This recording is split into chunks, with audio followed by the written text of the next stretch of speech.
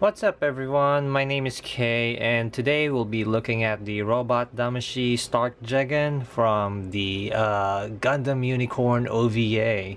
So this guy was actually featured in the very first episode of the Gundam UC OVA. So this actually is my favorite unit from the OVA, and well, pretty much the reason for this one is because, well, he was pretty badass on that very first episode, even though he didn't really last long. But the unit was awesome. I think it did pretty well against the Kshatriya, and it was awesome. Alright, so that's the figure. We're gonna look into that, and we're gonna start with the boring one first, just like always. So we're gonna start with the accessories. Alright, so for accessories, for an old figure, you actually get tons of accessories with this guy. So well, let's see. So we're gonna start with maybe I guess with the backpack here. So mine, okay, just like most of my figures, again, I panel lined, flat coated, and added decals on here. So you see how on the backpack, you see how I put a Stark Jegan decal there. Let's focus on it. Come on, let's go camera. Alright, so there we go, Stark Jegan there. Another Stark Jegan decal here, and another one there. Okay, and I just noticed it's a little bit torn there, but that's all right. Okay, that's fine. Okay, so you got the backpack, you got the missile pods here, and again with decals, you see I put an EFSF logo there, and Stark Jegan insignia, and a Londo Bell logo there, Anaheim Electronics here, all that good stuff. So, and I just noticed that I'm not too sure why the sensors are on both sides. I wish this one was on this side. That's weird. Okay, but yeah, you get two of the what do you call this? The 3-tube missile pod, and then you got his very iconic what was this? Hyper bazooka. All right. Oop. All right.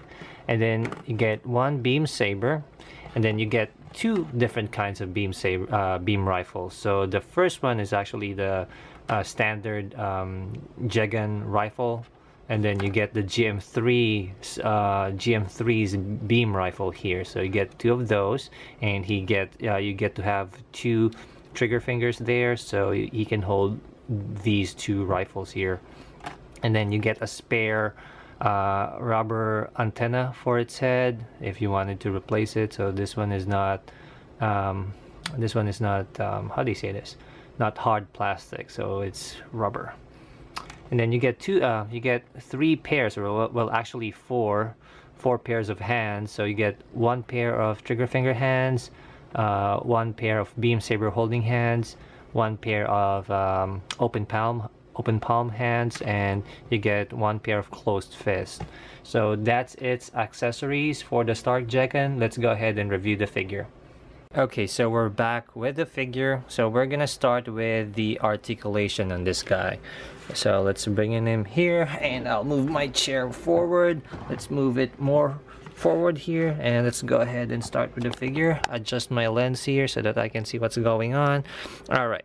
So let's start with the head. So the head is on a, I guess, double ball joint. I'm not too sure, but the head can look up that far, can do 360. It's on a ball joint, so it can wiggle around, and it can also do the chicken. And then for the arms, you see how there's a space there, so the arms can go that high, which is pretty good for an old robot Damashii figure. Can go 360, can move in, can move out a little bit, and let's see here, it has a 180 bend there, which is really nice. Now since it's an old figure, it doesn't have a nab crunch yet. Well, it does a little bit actually, I'm not too sure, but well, no, well, it can move up, but that's pretty much it. It's not gonna move down. Okay, and then so it can go that far to the left, that far to the right, and I think that's it. And for the back skirts, well, side skirts, it can flap that high, so he can still fly with this one. Okay, and it's on a ball joint, so it's gonna, oh, let's zoom in, let's focus on their camera. All right, so it's on a ball joint, so it's gonna wiggle around there. And then the front skirts is also on a ball joint, so it's gonna wiggle around too. It's gonna move that far, and it's on a separate connection. And let's see, it's just what's worrying me is that I guess the if we zoom in on this, I'm not sure if you're gonna see it. You see how there's a yeah, you see that space there? That's actually the ball peg of the back skirt, sorry, the front skirt.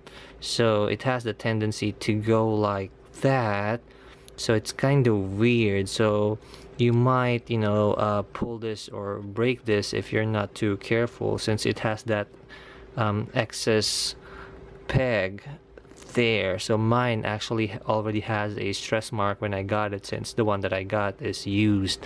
So I'm just, you know, really careful with this guy, since, you know, I've been wanting this guy for such a long time, and it's a hard find nowadays, and pretty pricey too. So anyway, so we're done with the side skirts and the front skirts here. That looks weird. But the back skirts I guess can flap. All right, so moving on, the legs can go up. Let's zoom out. So the legs can go that wide, and I guess for front kicks, if you move the front skirts up, he can do a front kick that far. And then he doesn't have a thigh swivel, but since it's on a ball joint, I guess it can swivel a little bit, but it's not really a thigh swivel, but you know what I mean. Anyway, and then for the knees, this one's pretty interesting, because right now as it is, if I bend this, you get that bend, which you get, you know, that bend right there, which is pretty nice. But then it has this pull out feature, so you see that clicked. So this is for more range for, I don't think it made a difference, but I think it did. Yeah, it did. So this is just gonna give you more range for poses, I guess. But yeah, I think it's a good addition that they added that, but they didn't really have to, because without, even if you don't pull out the leg, well, let's try this one. Let's pull this out.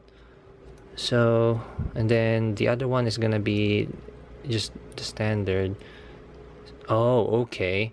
So you see how this guy can only bend that far, but then if you compare it with it pulling out, if you pull out the knee, it's actually giving you a farther bend, which is really nice. Okay, I got it now. All right, so let's pull the leg back in. There we go. All right, so it has a pull out feature, and then the foot can move that far. It has a separate articulation here, but it doesn't have a toe articulation. By that, it doesn't have a well, it does have an ankle rocker actually, but it's not like one of those new robot Damashii figures where you can rotate this piece right here, and then the back of the foot can also rotate. So it doesn't have that feature, which is, you know, it's okay. It really doesn't have to. Reason for this is that this is a space unit, so most of the time it's actually flying. So if anything, his feet should be posed like that one for flight poses, right? And yep, I'm right. You're wrong. Okay, all right. So yeah, that's pretty much it for the Stark Jegan. And then what else can I add here? Oh yeah, for, I guess you can consider this also an accessory.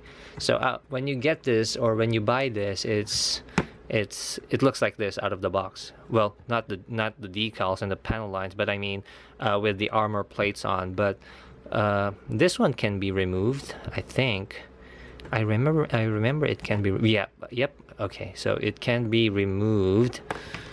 I'm not sure why they added that when you can't really remove these things here, but yeah, I guess it's a good addition that they added that, which is, I guess, nice. And the arm, or sorry, the head,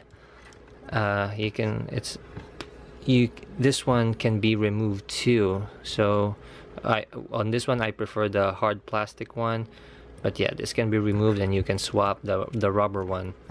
So yeah, that's pretty much it. So let's go ahead and attach all its accessories, and I'll go ahead with my feedback, or I guess my verdict for this figure.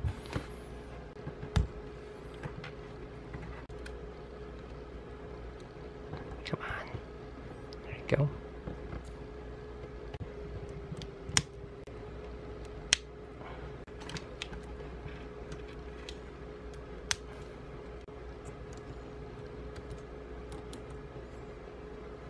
Oh yeah, I forgot to mention, the backpack has articulation too. Well, this one doesn't move, but the binder here can, I guess, can move around, and then the thruster right here is on a ball joint. So let's just attach this to the figure.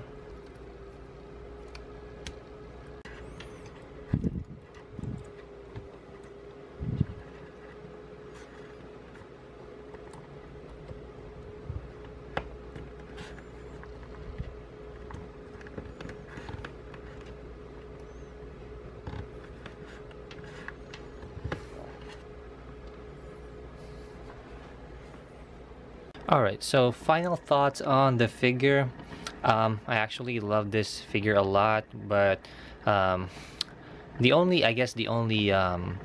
problem I have with this figure is that it doesn't have an ab crunch and it doesn't have a thigh swivel. Everything else though, everything else is okay. I mean, come on, you have the double jointed arm, you have the double jointed knee there, and it has a good arm articulation, it has a good head articulation, and the legs can go really wide, which is everything you need to do a really good pose for a Damashii figure. So yeah, it's only the ab crunch and the thigh swivel, which is, if you think about it, back then, since this was released a few years back, this was really good back during the time that it was released.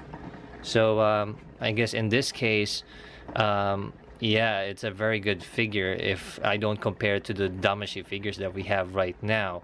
But because if you compare it with the Damashii figures, of course, the ones that we have now is definitely better. But yep, this still, in my opinion, this figure is still recommendable to anyone who is interested. And as for the price, it's pretty pricey right now.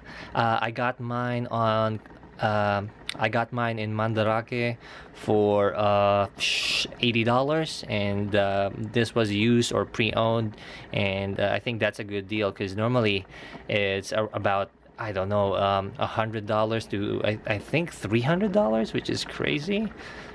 But yeah, I'd recommend you to get this if you see one around, less than 100, because it's really pricey nowadays since it hasn't been reissued yet.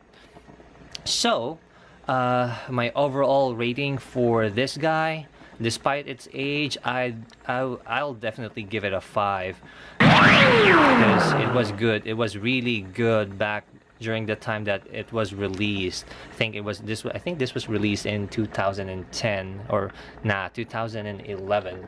Let's double check on that one. Okay, all right. So yeah, he was released in 2010 for